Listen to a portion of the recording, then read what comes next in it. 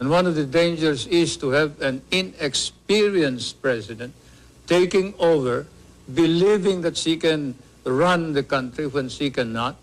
The only issue in this election is Mr. Marcos himself and the 20 years of his misrule. Now look, I don't want to talk about this anymore. If you do, I'm going to walk out. I'm really lucky if I can get my face on television. In the Philippines, the campaign for president is over, and within hours, the voting begins. Good evening, I'm Ted Koppel, and this is Nightline. The contest has been raucous, bitter, and violent. In their final interviews before voters go to the polls, Philippine President Ferdinand Marcos and his challenger, Corazon Aquino. I deny categorically any speculations of the corruption and hidden wealth that is being alleged, so much so. Since he controls almost everything in this country, it is really unthinkable that we in the opposition, can manage cheating the way he is accusing us of. You will not be able to find any replacement of Subic and Clark, but you are free to get out anytime you think it wise to do so. I respect the military bases agreement, which will expire until 1991. And in the meantime, I will keep all of my options open. Filipinos are not known to be good losers. They're always sour grapes losers, and they never concede. But in this particular matter, Ted, I am so certain of victory.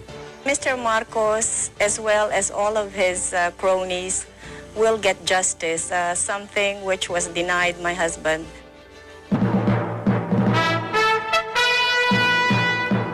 This is a special edition of ABC News Nightline. Reporting from New York, Ted Koppel. What we have for you tonight is, we think, a fascinating broadcast. What we do not have is what we've been promising you for the last few days, a live confrontation between President Marcos and his challenger, Corazon Aquino. You should know the reasons why. President Marcos says that Philippine election law prohibits either candidate from campaigning on Election Day itself or during the 24 hours preceding Election Day. Everybody forgot that the 6th is not a campaign day. It is prohibited by the election code. And therefore, when you set it for the 6th, we were about to violate the election code, and the punishment includes disqualification from public office. And I certainly do not believe in violating the law. If my opponent dares to take the risk, that's their business, that's their problem. But I don't want to violate the law. No one has yet explained to us how an interview on American television, not rebroadcast in the Philippines, could violate any law. Furthermore, we offered to do the broadcast last night. Mrs. Aquino accepted, President Marcos did not. Nevertheless, both candidates agreed to separate interviews which were conducted earlier today.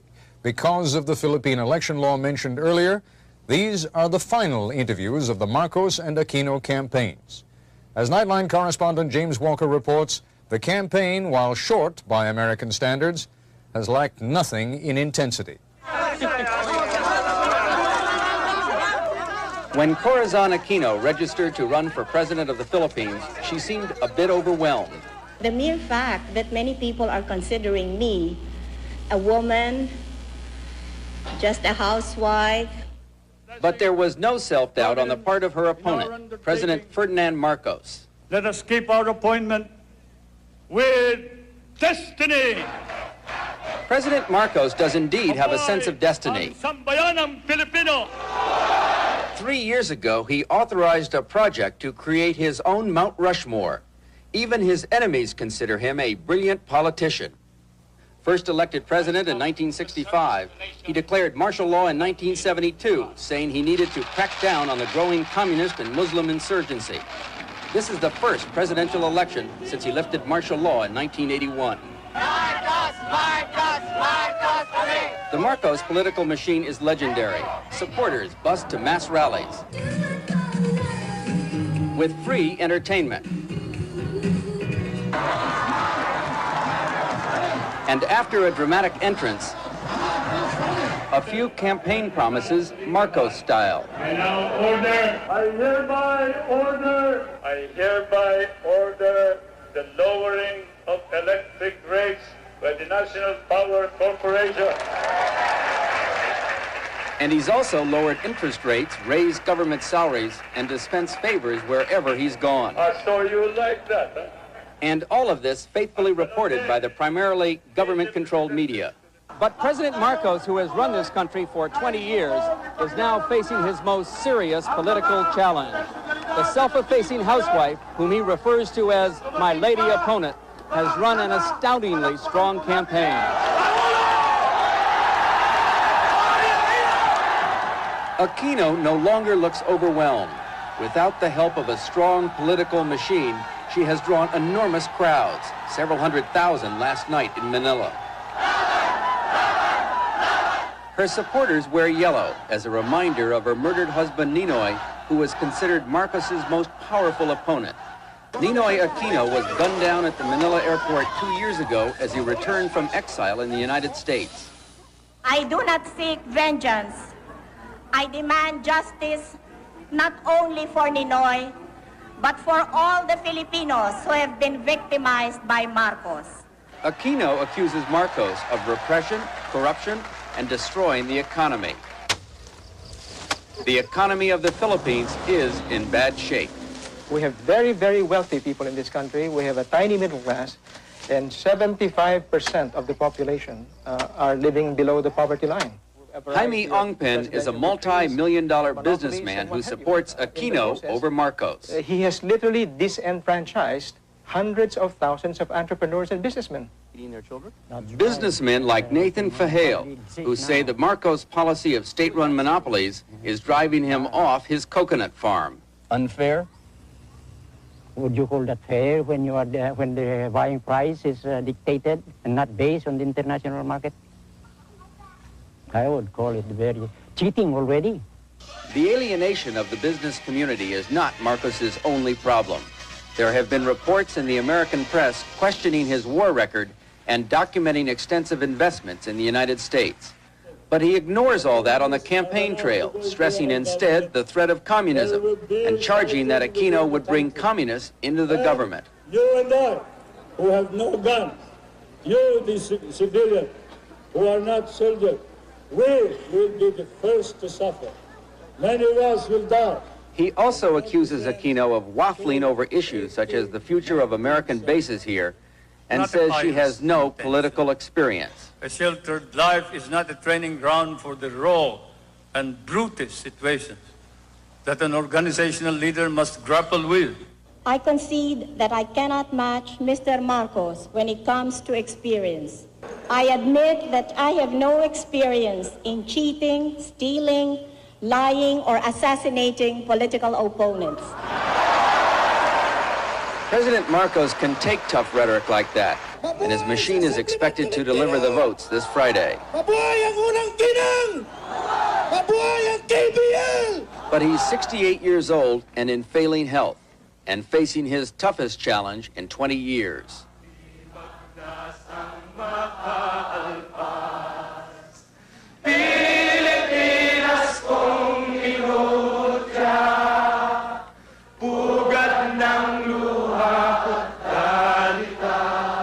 Meanwhile, the Aquino campaign is running on emotion.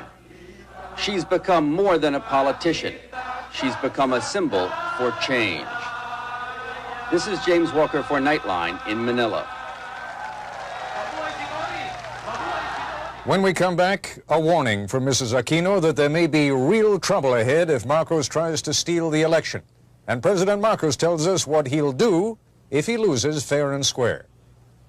Nightline, which tonight was honored with its third Alfred I. DuPont Columbia Journalism Award. Tonight's award, a special presentation of a gold baton, the first of its kind in the 44-year history of the annual ceremony. The baton was presented for Nightline's week of broadcast from South Africa in March of 1985. The history of political skullduggery in the Philippines would make a Chicago ward healer blush. But one American analyst recently came to an unexpected conclusion. The greatest surprise, he says, is the apparent likelihood that Mr. Marcos can win without force or fraud. His opponent doesn't believe it, though. And in our interview, Mrs. Corazon Aquino issued an ominous warning. I just want to remind Mr. Marcos that it was he who called for snap elections. And once the people decided to participate, he better watch out if he threatens to frustrate their will again. I'm afraid he will have an angry people on his hands. Mrs. Aquino, you keep making what sometimes sound like veiled threats and sometimes not so veiled. What do you mean he'd better watch out? Well, all along I have asked the people, not to engage in any violence. And so far they have listened to me. And if you may recall, just after my husband was assassinated, I did go on radio in our country, and I asked the people, to observe peaceful means and not to resort to violence, and they did obey me. But this time, they have a greater stake in this. It's not just Cory Aquino, but the future of our children and our children's children. So if they think that they have been cheated out of an election, I'm afraid they might not listen to me anymore if I still insist on going about this peacefully. Well, let me put it to you this way. You are running for president of the Philippines. You are putting yourself forward as the leader of your nation. And now, if I understand what you're telling me correctly, you're saying if the election doesn't go the right way, you may not be able to control even your own followers. That doesn't speak very well for your ability to be able to run the country. Well, Ted, the people who are with me now are so convinced that I will win. And if Marcos resorts to terrorism or to gross cheating, then the people who have supported me may finally think that the electoral process is just not advisable anymore. Are you raising the specter, the possibility of something approaching even civil war? No, not civil war, as long as I can manage it. In fact, I have said that if Mr. Marcos cheats me out of this election, then I will call for daily demonstrations. However, if these daily demonstrations will still not get us the desired results, then I am afraid that the people might not listen to me anymore. Mr. President, I don't remember any election in recent Filipino history, in fact, even in not-so-recent Filipino history, where the loser did not claim that there were technical and other reasons of foul. So, and perhaps you remember one, but I don't. I think you're right. Filipinos are not known to be good losers. They're always our great losers, and they never concede.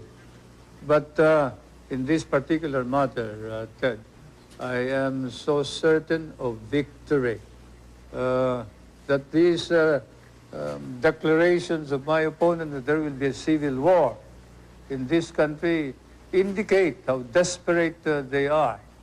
I certainly am concerned about your attitude that you feel that there would be cheating if I win, and there would be no cheating if she wins. No, I think it's the other way around.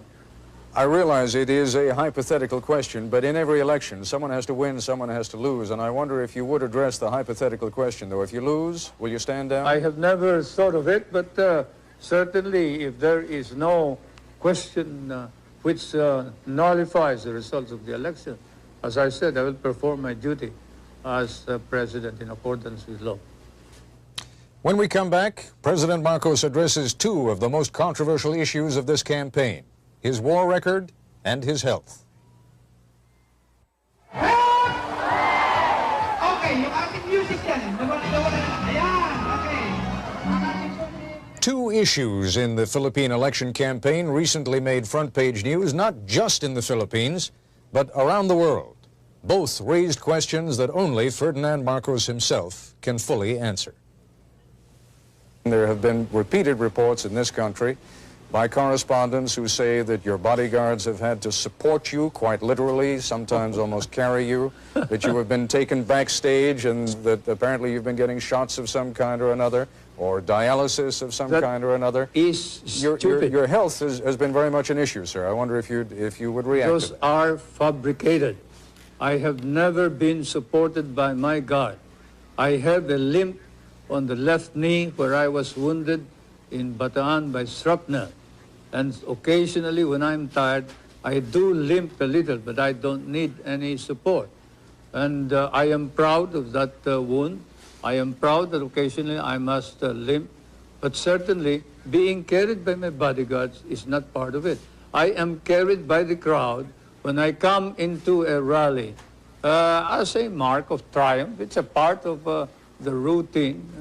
And those foreign correspondents who report that I go in for a shot, now, I wish they could come with me so that they can see that I have to change my underwear, my shirt, undershirt, because I have caught a cold speaking in the rain. And this irritating repetition of these legends and fables about my health is certainly getting to be very boring. Mr. President, you mentioned a moment ago having received a shrapnel wound at Bataan, and that this old war wound sometimes comes back to trouble you. That, of course, raises another issue that has been very much here in the American press over the last couple of weeks, both in the New York Times and in the Washington Post. Both of them have done extensive articles which suggest that your claims and the claims of your supporters that you are so highly decorated are fabricated claims. I don't think that that is the story.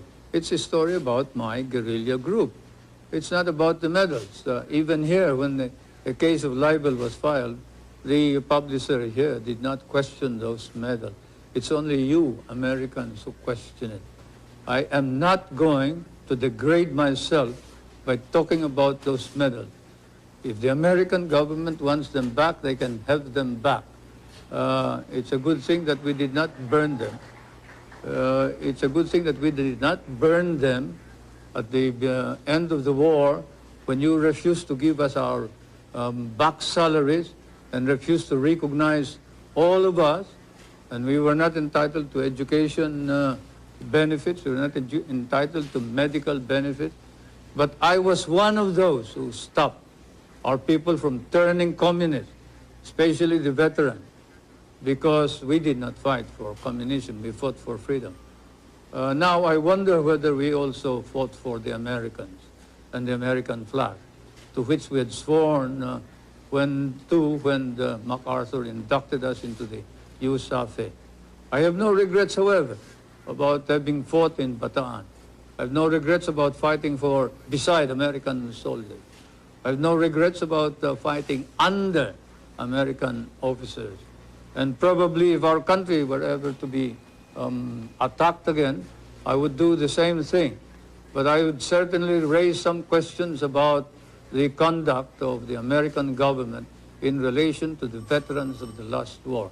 I am certainly very disappointed.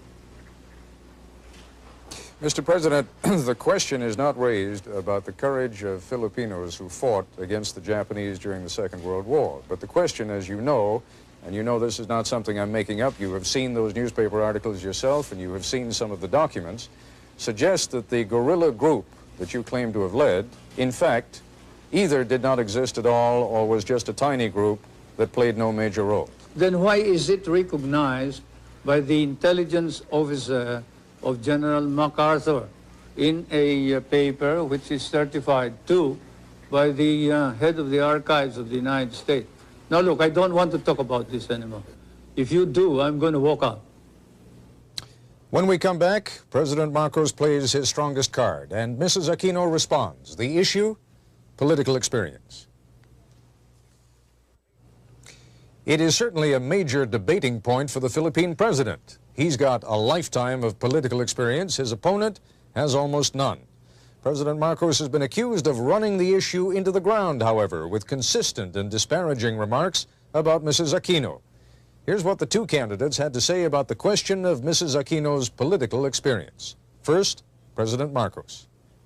You've had some rather disparaging remarks to make about Mrs. Aquino, not the least of them being that, in effect, she has experience as a housewife, but little else. Do you think she has gained in stature over the last few weeks? And do you think it is possible that if she is elected, that she could serve effectively as President of the Philippines? I still believe that you need somebody who has been experienced to run our government in this time of crisis.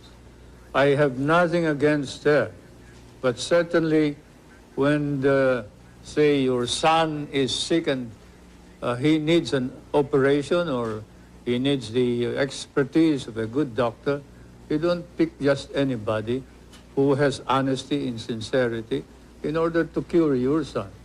In that situation where she has no experience whatsoever is something that we have to accept and admit realistically that she had the, the nerve to run without any experience whatsoever, as she admitted, and it's not me who has said that she is inexperienced, it is her who said, what do I know about running a government?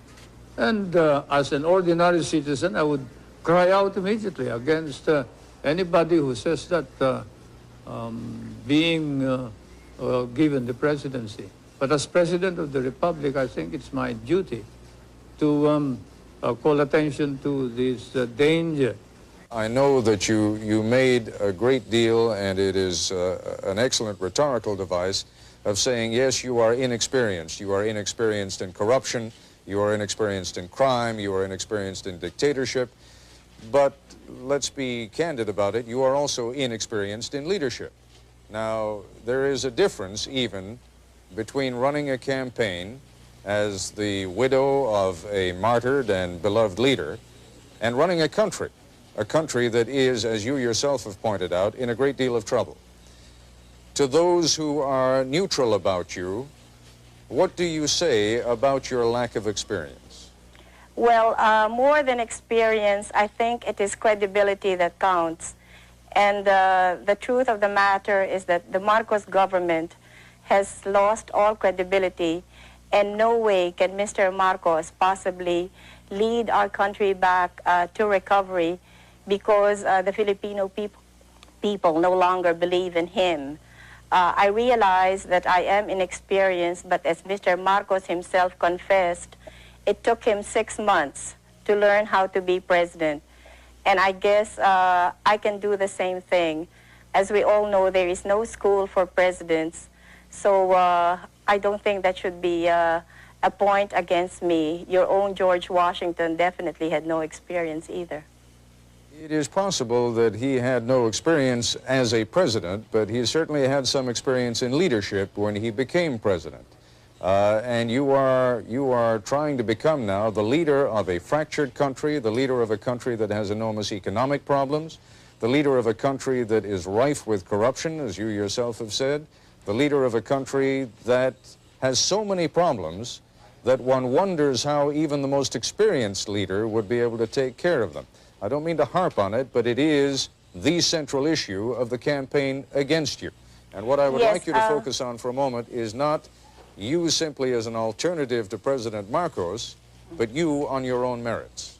I realize how many people may think that I am not, the perfect solution to everything, but let's just say I am the best available solution to our problem. There are a great many people within your own coalition, within your own party right now, who see you as a useful device for getting rid of President Marcos, but who may have plans of their own for then shuttling you aside and, having used you, then taking over power themselves. How would you prevent that from happening?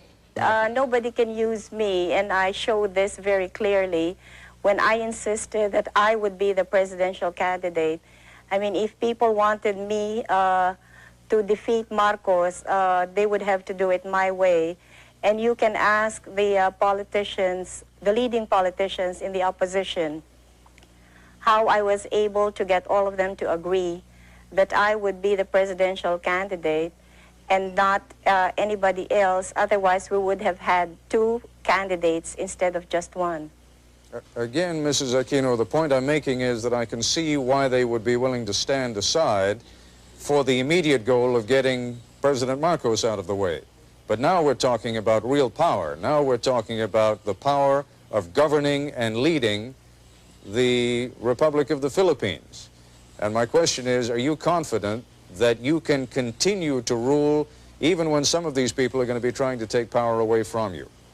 Yes, I'm very confident of that because there were no deals involved when I ran for president. So nobody has a hold on me. I am my own person. I intend to continue being that kind of person. As I said, I don't owe anybody any favors. When we come back, how the two candidates intend to deal with an issue of crucial strategic importance to the United States, the future of U.S. bases in the Philippines.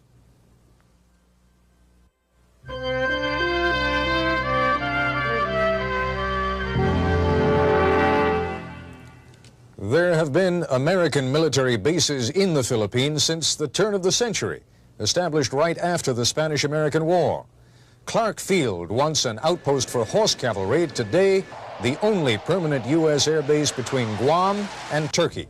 Subic Bay, a naval station since 1901, now the largest U.S. naval supply depot outside the United States, and particularly critical to the United States since the loss of Cam Ranh Bay in Vietnam. The loss of those Philippine bases, experts say, might only be replaced by the building of a naval battle group that would take years and cost perhaps $50 billion. Let's talk for a moment about the kind of relationship that a government of the Philippines under Corazon Aquino would have with the United States. What kind of a relationship would you want to have with the United States? Well, I would like to continue our friendly relations with the United States, and I see no reason why that cannot be so. In fact, I would like to strengthen those relations, and definitely we will be in direct dialogue with your government, so I really see no problems there.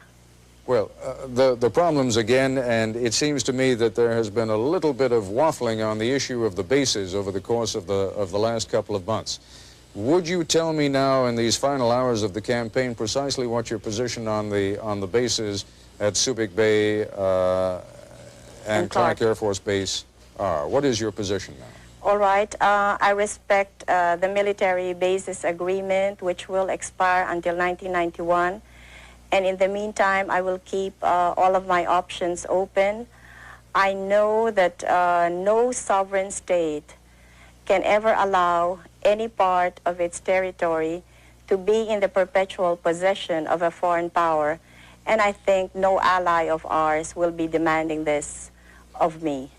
I am not hearing from you the kind of reassurance that I think Washington really wants to hear.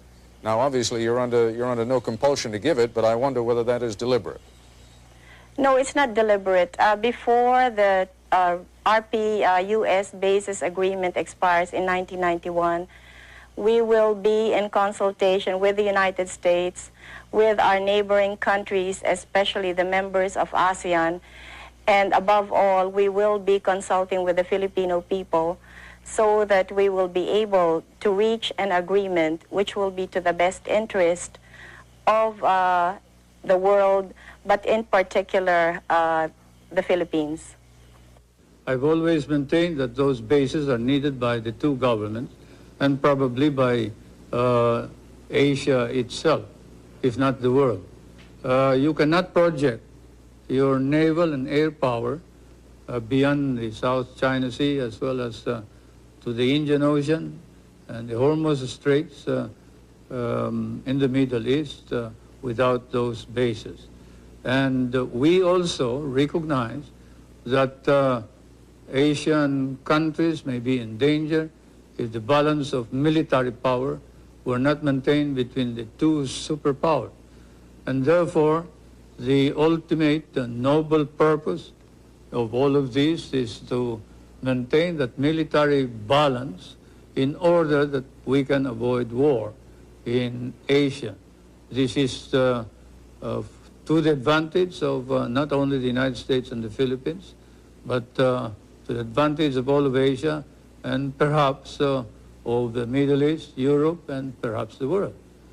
When you hear people speculating in this country, and there has been some considerable speculation, that perhaps things are becoming a little bit too dicey in the Philippines and that the United States ought to think about putting its bases elsewhere. You take that seriously?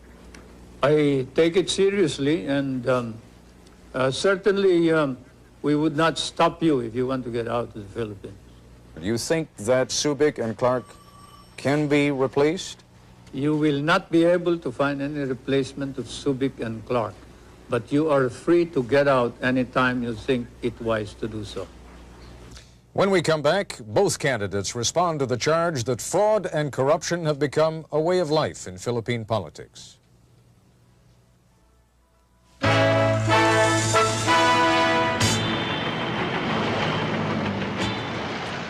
In a moment, we'll hear Mrs. Aquino respond to the charge of election fraud on the part of her followers. But first, some more detailed charges that have been leveled against President Marcos.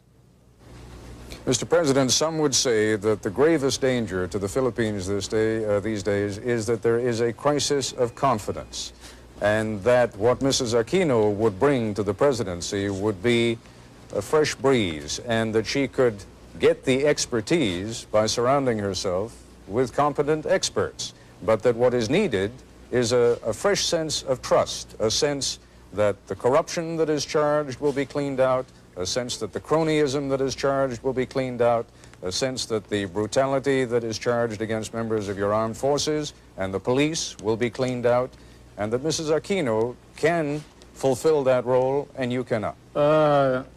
You, sir, are guilty of speculation and making allegations that are not proved by evidence.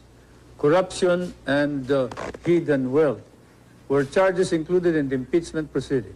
They were debated upon, and the opposition was challenged to present their evidence. They could not. There is no evidence. Even in your hearings in the House of Representatives subcommittee of Mr. Solar, Congressman Solomon and Roth, I think, have said that there is no evidence about corruption or hidden wealth, and that this is all hearsay and all rumor. Now you repeat it as if it is the gospel truth. I question your right to make this as a premise for any further questioning. I must say that hearsay, rumors, speculation as a basis for a question by reputable newspapers and foreign correspondents should have no place in a society like ours. Your society Mr. and President, ours. you are quite right. If I were the only one raising those questions, there would be no point in raising them at all. The number does not matter, Ted. Whether 1,000 people raise it, if there is no evidence, then it is false. Whether it is raised by 10,000 people, if there is no evidence, then it is patently false. Numbers do not matter. It is evidence that matters. And you don't have any evidence. Mr. Solars has no evidence. The opposition has no evidence. They're just talking loud, and they're engaged in a smear campaign, and you are helping them. Mr. Solars claims that he has testimony from someone who met with who claims that he has testimony from someone who met with your wife, Mrs. Marcos, who spoke to him of properties that you hold through other names in New York, and that Mrs. Marcos said to this man who testified before the committee that she expected by 1987 to have $70 million worth in profits on those properties. Now, that is the testimony. You're saying there is no testimony. It may be inaccurate, but the testimony, sir, is there. The witness, when asked by Congressman Solomon whether there is any evidence whatsoever proving this, said, I merely heard it. It is something that I heard from somebody. I do not know your sources of information. You may be more accurate than I am. But certainly, I don't consider that evidence which ties us up to the ownership of any of these properties. We are looking into the manner in which the evidence has been obtained by some of your investigators and some of your foreign correspondents, your newspaper men. And then after the elections, we will then look into the legal aspects of the coercion and intimidation that has been going on against some of the witnesses. But anyway, whatever it is, I deny categorically any speculations of the corruption and hidden wealth that is being alleged, so much so that the opposition members of the Batasan, the legislature, are now facing perjury cases in our courts, and we are going to see to it that these cases will be pushed through. There have been charges by both sides, against both sides, of corruption in the voting process. How is it going to be possible for anyone ever to be satisfied that this was an honest election, even if it were? Well, I guess as long as it is fairly honest, then we would be able to satisfy everybody. But if there are outright violations and we can see that there has been such enormous fraud, then that would be difficult to convince the Filipino people. But as I said earlier, since there are so many people personally involved in these elections, then we will see people power working to make sure that we get as clean and honest elections as possible. How much fraud, how much corruption in the process are you prepared to accept? Well, that all depends, Ted. Naturally, I cannot envision what Mr. Marcos is going to do. So I cannot say right now just what it is that I will be able to accept or what I will totally reject. There is an enormous difficulty in ever reaching a decision on how much fraud there has been. Both sides are going to claim it. We know that already. Your side's going to claim it, his side is going to claim it. How is it ever going to be possible to reach an understanding on what happened and how much fraud there was? Well, Ted, we all know who is the real power in this country, and it's a one-man power. So since he controls almost everything in this country, it is really unthinkable that we in the opposition, you know, can manage cheating the way he is accusing us of. He controls COMELEC, and he has all of the government forces behind him. So how can he possibly accuse us of committing fraud? Well, if he has all the power, as you say, and if you already believe that he is committed to win this election by whatever means he can, then how is it possible that you're going to win? Well, as I've been saying all along, it's people power that has finally emerged in this past campaign. And there will be many of these people who will be poll watchers in the coming elections. So they will be guarding their respective polling precincts, and they will also be watching the tabulations. So I am counting on all of these people to help us get an accurate count.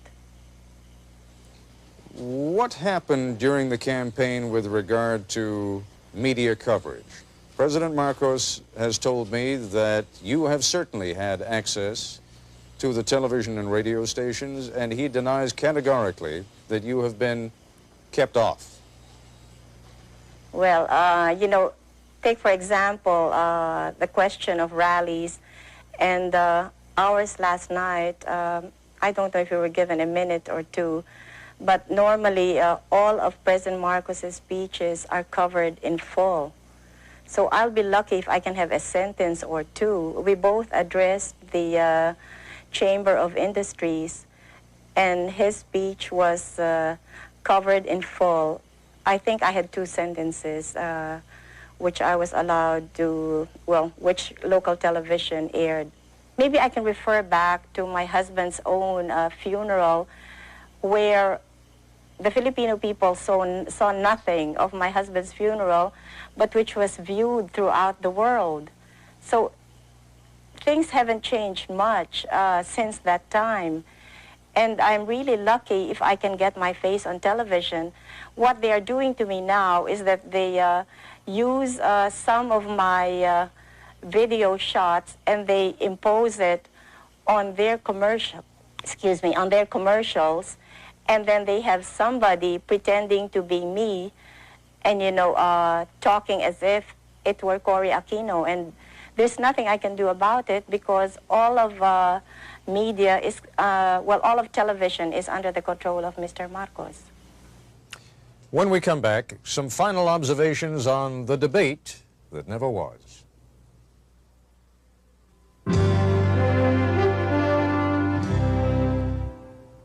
The live debate, of course, never happened. During the course of my interview with President Marcos today, I asked if he would still consider talking directly to Mrs. Aquino on Nightline if we were able to arrange it before the legal deadline that prohibits further campaigning. It must be noted that the President said he would. It must also be noted that he set certain conditions. He and Mrs. Aquino would have to be at the same location. I would have to be joined by at least 2 Filipino journalists who would also pose questions. They would have to be acceptable to both candidates. And all of this would have had to be arranged within 8 hours. That is, before the campaign legally expired at 11 o'clock this morning, our time. We tried, but Mrs. Aquino was making a final campaign swing through her home province of Tarlac, several hours from Manila. It was there, in fact, that I interviewed her. That's why she was on the phone.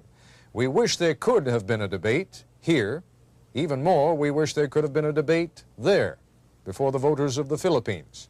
Somehow, despite the fact that President Marcos and Mrs. Aquino claimed to want that, it never came to pass. Tomorrow on World News Tonight, the latest on the Philippine elections with Peter Jennings anchoring the broadcast live from Manila. That's our report for tonight. I'm Ted Koppel in New York. For all of us here at ABC News, good night.